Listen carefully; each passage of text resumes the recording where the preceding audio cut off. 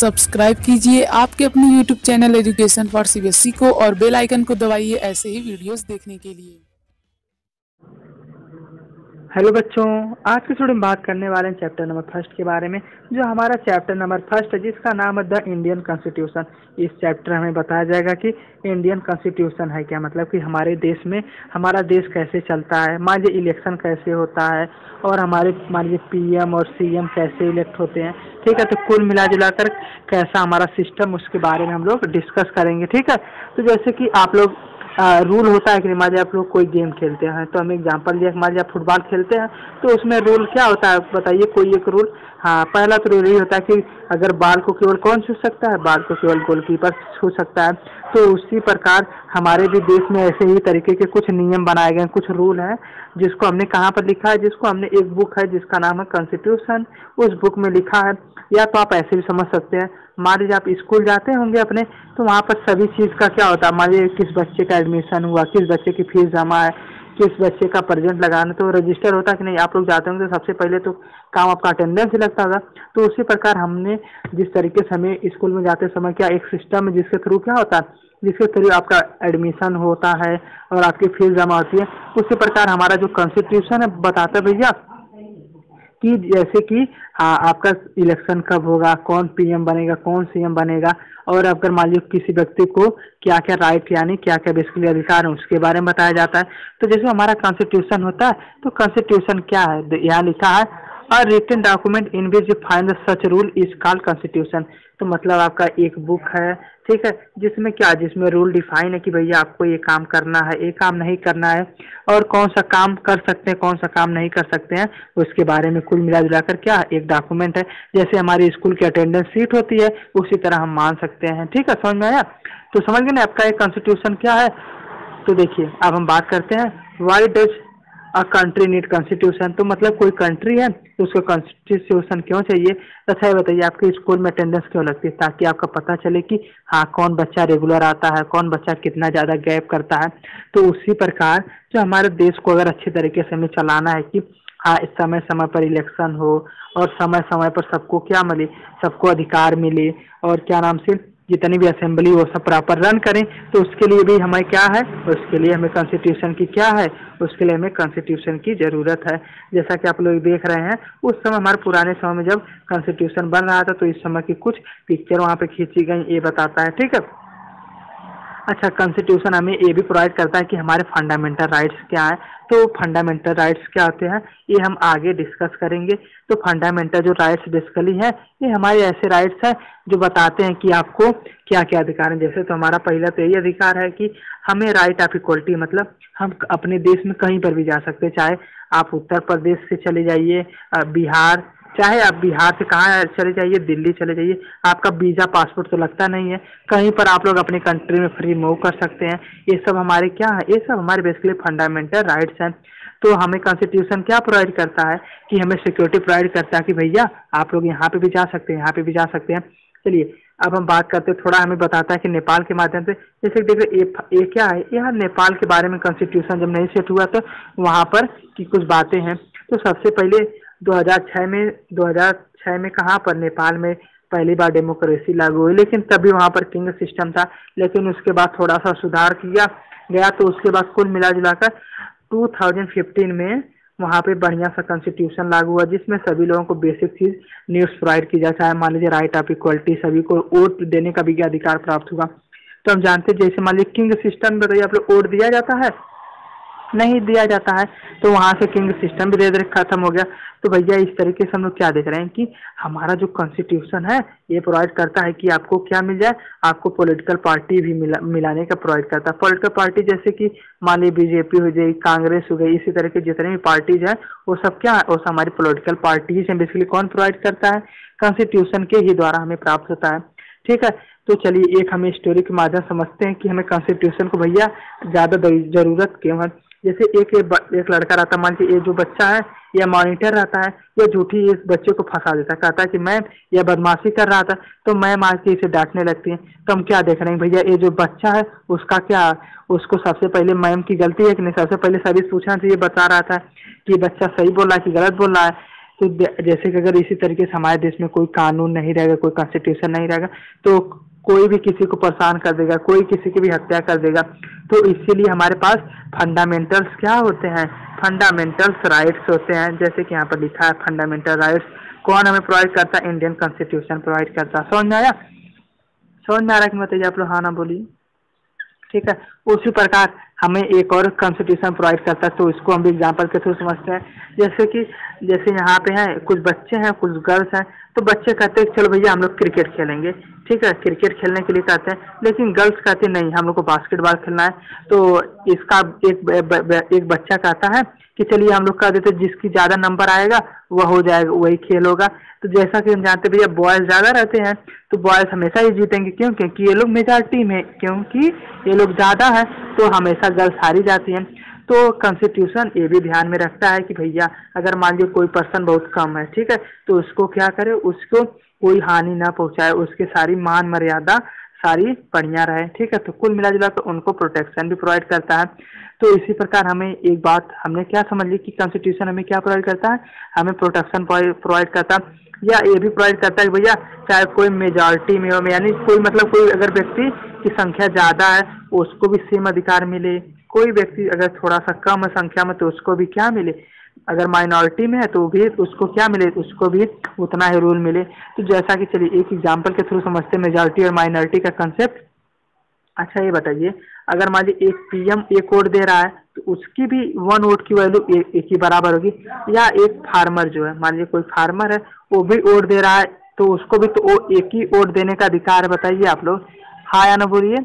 हाँ बिल्कुल है। तो उसी प्रकार जो चाहे पीएम हो, चाहे सीएम हो, चाहे एक गरीब भी हो, उसकी वोट की वैल्यू सेम ही रहती है। तो उसी प्रकार हमारे देश में सभी लोगों को एक तरीके से या एक बराबर देखा जाता है। ठीक है, तो इसी में एक और स्टोरी दिखाई कि भैया ये शबनम जो रहती है इसका पेपर होने वाला रहता है, तो यह कहती है अपने घर वालों से कि देखिए अगर आप लोग भी टीवी देखें तो मेरा मन भी टीवी देखने कहेगा, तो मेरा पेपर खराब हो जाएगा। तो यह सबसे कहती है कि चलिए आप लोग आज मत टीवी देखिए, कल देख लीजिएगा। ठीक है, तो सब लोग इनकी बात मान जाते हैं और जो शबनम रहती है इसका अच्छा मार्क्स आ जाता है। तो इससे हमें क्या सीख मिलता है, इससे हमें ये सीख मिलता है कि जो हमारा कॉन्स्टिट्यूशन है ये भी प्रोवाइड करता है भैया किसी का भी कोई नुकसान ना हो। ठीक है, मतलब कोई भी मतलब किसी को भी कोई दिक्कत परेशानी ना हो किसी की वजह से। ठीक है, समझ आया, बहुत आसान है। तो जैसा कि हम लोग जानते हैं कि इंडिया में क्या है, इंडिया में डेमोक्रेटिक कंट्री है। तो भैया यहाँ पर डेमोक्रेटिक सोसाइटी मतलब सभी को इक्वल नज़रिए से देखा जाता है, मतलब चाहे हम हो चाहे आप हो, सबको क्या है, सभी को इक्वल राइट्स है। आप लोग भी, मैं जहाँ जा सकता हूँ वहाँ पे आप भी जा सकते हैं, चाहे मैं जो काम कर सकता हूँ आप भी वो काम कर सकते हैं।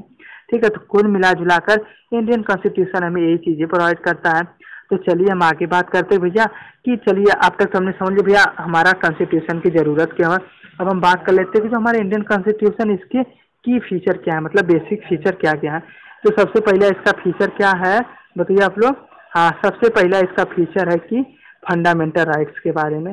तो पहला फंडामेंटल राइट्स है कि भैया कोई भी पर्सन है, ठीक है, तो कोई भी पर्सन उसके कोई भी अधिकार का हनन नहीं हो सकता। मतलब कि मान लो किसी पर राइट्स जितने भी हैं अभी हम आगे डिस्कस करेंगे, चाहे राइट ऑफ इक्वलिटी हो, चाहे जितने भी राइट्स मतलब राइट टू फ्रीडम हो, सबको क्या रहता है, सभी का सेम रहता है। उसी में एक हमारा सिस्टम आता है, पहला फीचर है उसका नाम है फेडरलिज्म। तो एक क्या होता है फेडरलिज्म, सबसे पहले देखिए जैसे कि हम लोग जानते हैं सबसे पहले हमारी कौन गवर्नमेंट होती है, सबसे पहले हमारी गवर्नमेंट होती है सेंट्रल गवर्नमेंट, फिर उसके बाद स्टेट गवर्नमेंट होती है कि नहीं बताइए आप लोग, बिल्कुल होती है। तो एक और गवर्नमेंट क्या आती है, पंचायत वाली गवर्नमेंट होती है, यानी गांव में जो होती है, या म्युनिसिपल पार्टीज होती है। तो बताइए जो जितनी भी हमारी, चाहे बात करें सेंट्रल गवर्नमेंट, चाहे बात करें स्टेट गवर्नमेंट, चाहे हम लोग बात करें पंचायत गवर्नमेंट का, ये सब जो 3 पार्ट में डिवाइड है इसको कम कहते हैं फेडरलिज्म। फेडरलिज्म मतलब कि जो पावर है उसको सभी के बीच में बांट देना। मतलब जो पीएम है, मतलब पीएम के पास क्या सभी पावर है, पीएम के पास सभी पावर नहीं है, इनकी भी कुछ पावर क्या है, कुछ पावर निर्धारित है। उसी प्रकार मतलब सीएम जो है, सीएम आपका केवल स्टेट लेवल में काम कर सकता है, और जो प्रधान होते हैं गाँव के वो लोग गाँव में काम कर सकते हैं। तो कुल मिला जो पावर को क्या है 3 भागों में डिवाइड कर दिया गया, उसी को हम कहते हैं फेडरलिज्म। समझ में आया फेडरलिज्म क्या है। हाँ, बस सिस्टम को क्या करना, डिवाइड कर देना 3-4 पार्टों में। समझ में आया बताइए, हाँ ना बोलिए।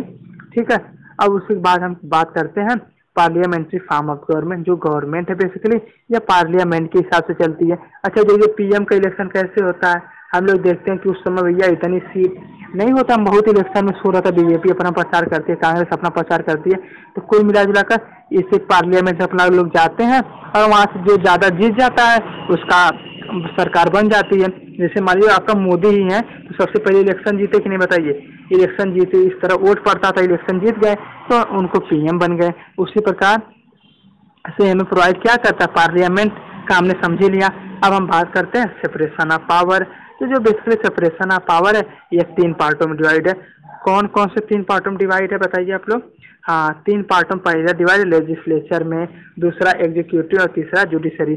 लेजिस्लेचर मतलब कि वही आपका पार्लियामेंट सिस्टम, वही लोकसभा और राज्यसभा, ठीक है। दूसरा एग्जीक्यूटिव में हाँ कि जो डिफरेंट डिफरेंट सेक्टर हैं, ठीक है, उसके बारे में। और जुडिशरी मतलब कि जो आपके सुप्रीम कोर्ट है, हाई कोर्ट है या स्टेट कोर्ट है, ये सब क्या है, ये सब आपकी जुडिशरी में आती हैं, ठीक है।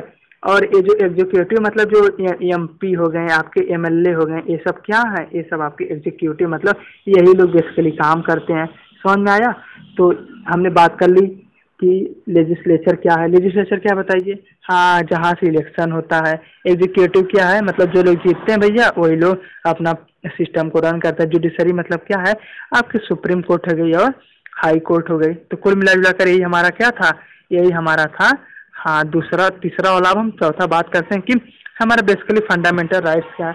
तो फंडामेंटल राइट जैसे क्या है, देखिए फंडामेंटल राइट्स मतलब कुछ ऐसे राइट्स हैं जो हमें हमेशा प्रोवाइड किए जाते हैं। मतलब इन राइट्स को हमें देना ही देना, गवर्नमेंट को, चाहे कोई गवर्नमेंट हो, चाहे बीजेपी को, चाहे कांग्रेस की हो, ठीक है। तो क्या क्या राइट्स हैं। तो सबसे पहले हमारा राइट्स आता है राइट ऑफ इक्वलिटी। मतलब जो सभी पर्सन है सभी को क्या करना है, इक्वल नज़रिए से देखना है। किसी भी को उसकी कास्ट के, उसके कल्चर के बेसिस पर नहीं कर सकते भैया आप इस कास्ट के तो इसलिए आपको ये बात करनी है या वो बात करनी है। तो कुल मिलाकर सभी को राइट ऑफ इक्वलिटी है। दूसरा राइट ऑफ फ्रीडम। तो मैंने बताया था राइट फ्रीडम मतलब हम कहीं पर भी जा सकते हैं, किसी के विपक्ष बोल भी सकते हैं, उसकी अच्छी बातें भी खराब बातें भी। और तीसरा हमारा आता है राइट अगेंस्ट एक्सप्लॉइटेशन। मतलब अगर कोई व्यक्ति हमारा शोषण कर रहा, हमें परेशान कर रहा, तो उसके खिलाफ हम लोग जुडिशरी में जा सकते हैं, ठीक है। और इसमें हमारा तीसरा आता है right to freedom of religion. मतलब हम कोई भी रिलीजन को फॉलो कर सकते हैं। इस पर तुम्हारा अगला चैप्टर बेस्ड है तो हम उससे डिस्कस कर लेंगे। और हमारा पांचवा राइट्स है कि कल्चरल एंड एजुकेशन राइट। मतलब कि हम अपने किसी भी कल्चर को फॉलो कर सकते हैं और हम एजुकेशन भी अपने हिसाब से ले सकते हैं, चाहे इंग्लैंड में जाके, चाहे दुनिया के किसी भी पार्ट में, कोई भी हमें रोक नहीं सकता, ठीक है। और एक हमारा लास्ट आता है राइट टू कॉन्स्टिट्यूशन रेमेडी।